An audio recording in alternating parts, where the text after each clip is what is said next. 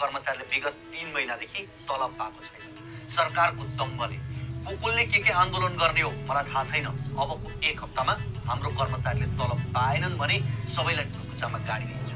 त्यो पछि हेरौँला तिमीहरूको के तन्त्र हो। शब्दमा अर्थ हुँदैन, टोनमा अर्थ हुन्छ। मेयर बालेनको शब्द शैलीतिर नजाउँ।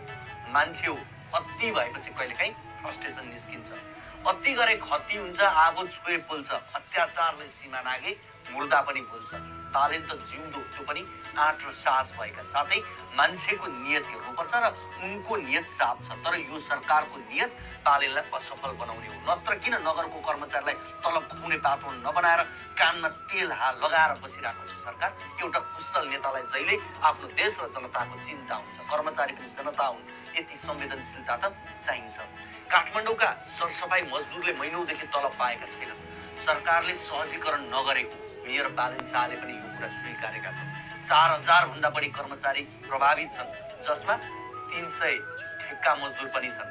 1 हप्ताभित्र तलब नपाए काम रोक्ने धम्की छ, तर सरकारको तत्काल जवाफ आएको छैन। अब बालेनले के गरौँ, के भनौँ? सरकारको नियत बसको असहयोगले सिर्जित समस्याप्रतिको आक्रोश हो मेयर बालेनको। राजनीतिमा यतिसम्म कोही गिर्छ भने यतिको भाषा शैली सही छ। ओली सरकारको निकम्बापनको पराकाष्ठ हो। अब जनआक्रोशको भिडले कता हुत्याउने हो निकम्बाहरूलाई। जुझ्न पर्ने, हटाउन पर्ने व्यतिथिहरूको चाङले बालुवाटार र सिंहदरबार छेकिसक्यो। सरकार बालेन र कुलमानसँग जुधेर समय खेर फाल्छ। यिनका विश्वकै उन्नत व्यवस्थामा न रवि टिक्छन्, न बालेन टिक्छन्, न कुलमान।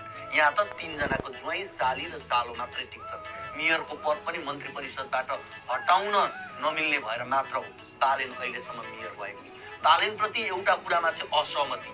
टुकुचा सफा गर्ने अभियान आफै सुरु गर्ने अनि फेरि फोहोर लगेर टुकुचामै गाड्छु भन्न चाहिँ अलिक सुहाएन मेयर साहब। गाड्ने नै भए व्यवस्थित तरिकाले सिस्टोलमै लगेर गाडौँ। ती कुहिएका सडेका भ्रष्ट नेताहरूलाई टुकुचामा सडेसी त्यो गन्धले कति असर गर्ला त? त्यो दुर्गन्ध हटाउन कुन तन्त्र औषधिको रूपमा ल्याउने हो त्यो पनि सोचिहाल्नुहोस्। एउटा कुरा चाहिँ टुकुचा खोलामा केही न केही त छ। धेरै पटक त्यो खोलाको नाम बालेन मेयर भएपछि सुनिएको छ। दरबार हुँदै बाहिर निस्किएको टुकुचा यिनीहरूको अन्त्येष्टि स्थल त हुने होइन? प्रश्न अनुत्तरित छ। 12 दिन भारतको